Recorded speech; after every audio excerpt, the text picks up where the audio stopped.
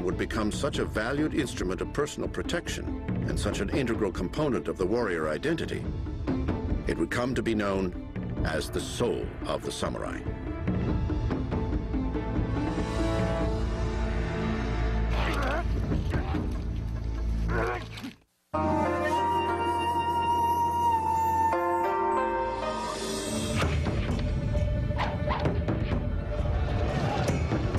The attempted Mongol invasions of Japan in the 13th century had a late developing but far-reaching impact on the political stability of the island nation.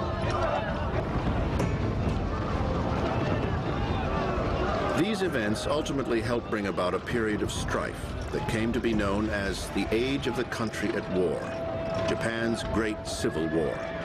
In this tumultuous era, individual samurai took on greater importance than ever before.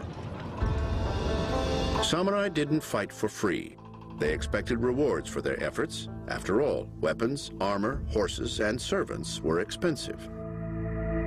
Every act required compensation. And if there was an obligation, it was for lords to adequately compensate their followers. A lord that was too stingy could not garner enough support, and the warriors would leave him. Rewards usually came in the form of parcels of captured enemy territory. But there were no newly conquered lands to be had at the end of the Mongol invasions. Indeed, there was no plunder at all. Many powerful warlords had gone to great expense to defend the country, and neither the shogun nor the imperial court offered any compensation. Resentment grew, and eventually many warlords decided that since there wasn't much reward in serving the organized government, they would do as they pleased. By the late 1400s, power had shifted into the hands of a group of major regional landowners and warlords called daimyo. When you literally translate that term, it means great name. It just means great person. And it emerges in the 1400s and really the 1500s as a title warlords give themselves. Prior to this, these influential men were happy using titles given to them by the imperial court or by the shoguns. But those days were past. You're a daimyo pretty much because you call yourself a daimyo. So it really marks the decentralization of authority that happens in the 1400s and 1500s. People aren't looking to central authority anymore to say, you get to command men. You get to command men, and you get a title because thousands of men follow you. That's good enough. The daimyo essentially became independent rulers of small autonomous states, each one trying to swallow up his neighbors. Japan entered a state of almost constant civil war that would last for nearly 100 years and affect virtually every citizen.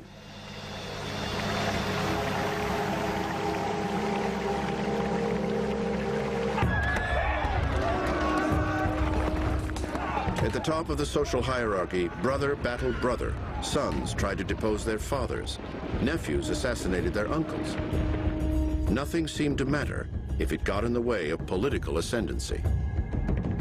Even lower-ranking samurai often changed sides from fight to fight. If you change sides opportunistically, then you're a traitor. But if you're faced with the threat of death and you don't flinch, and you show that I'm willing to die to defend my lord, I'm willing to die fighting even after my lord is dead, you have this opportunity to say, okay, change sides. It's okay. I knew you were willing to die, but I'm not going to ask that of you. Everyone from farmers to merchants became militarized and could be called to battle for their regional lord at a moment's notice. Even women got into the act. In at least a few instances, women actually donned armor, mounted horses, and charged into the fray.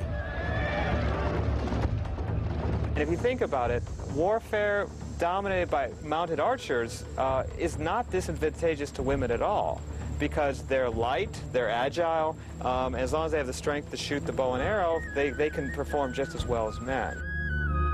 As the number of available combatants increased, a tactical revolution of sorts began to occur. Warlords began to rely less on mounted warriors and more on foot soldiers. The units were made up of peasant troops using yaris, long wooden spears with metal heads, much like English pikes. These troops moved on foot and were commanded by disciplined, mounted samurai. One thing that's really remarkable about the warriors of Japan is that they were highly literate and they would write down their accounts in battle. And particularly they write down all their wounds and damages suffered in great detail. And I'll give you one example. One warrior actually wrote that one of his samurai had been shot in the face. An arrow had gone through his jaw and lodged in the chest. An administrator looked at this and then wrote, "shallow." I assume it meant the chest, but anyway, yeah, they were very strict, as you could tell. Fighting during this period was certainly brutal, but there were rewards to be had for courageous service. Proving one's service in combat, however, often involved a particularly gruesome practice: enemy headhunting.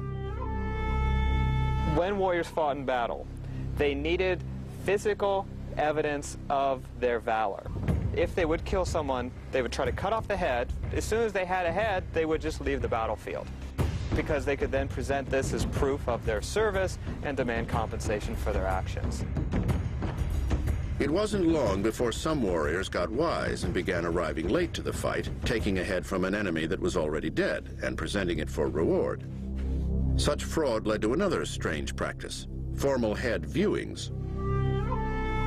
As time passed, there's the idea that you could only get credit for the head if it was someone that you had actually killed. And so they started looking very closely to see if this head had been cut off when the person was still alive or from a corpse. As the nature of warfare changed to involve many more troops, being successful became more about logistical skill than tactical prowess. It's being able to govern an area, extract revenue, extract men, incorporate them into large armies, supply them with pikes. Large-scale warfare also led to a surge in castle building. From 1550 to 1600, dozens were built. The typical design looked much like a castle of medieval Europe, with a central tower or keep at the center of a compound and surrounded by massive stone walls and a moat. Some castles, like the spectacular structure that still stands today at Himeji, just east of Osaka, Japan, incorporated architectural features that could present nasty surprises to unwitting attackers. You enter a castle thinking you're taking the most direct route to the castle keep where you'll get the enemy daimyo, and you wind up running into a blind alley, and then you find that these steep walls on either sides of you have hatchways or doors that open and people can shoot at you, they can drop boiling oil at you, and this, even strolling through with a tour guide, it's scary. Yet even in this age of big armies and massive fortresses, the traditional samurai spirit of the lone warrior fighting his enemy face to face was still not completely extinguished. Legend has it that two rival daimyo, Uesugi Kenshin and Takeda Shingen, once engaged in brief hand-to-hand combat. Takeda and Uesugi were roughly the same age and were two of the best commanders and administrators of the period. They also happened to live on each other's borders, which made them career-long rivals.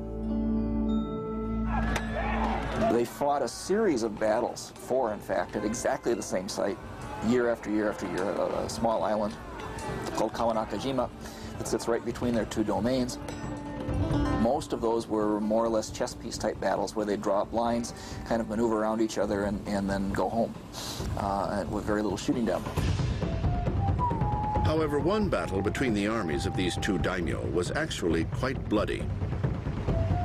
Supposedly, at some point during this battle, in all the confusion, Takeda Shingen, who was sitting behind lines directing troops, found himself cut off from his own bodyguard, and Uesugi Kenshin and his immediate guard had managed to penetrate the Takeda lines to get in close to Shingen.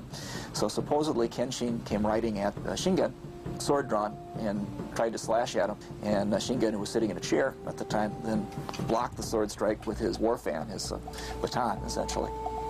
By the time Kenshin could wheel his horse around for another strike, Shingen's bodyguard was rejoining him, and he decided that he had to leave. While this story suggests an enduring hatred between these two warlords, another tale suggests that years of rivalry may have evolved into a mild fondness between the two. No medieval army could function without one of the most basic natural resources, salt.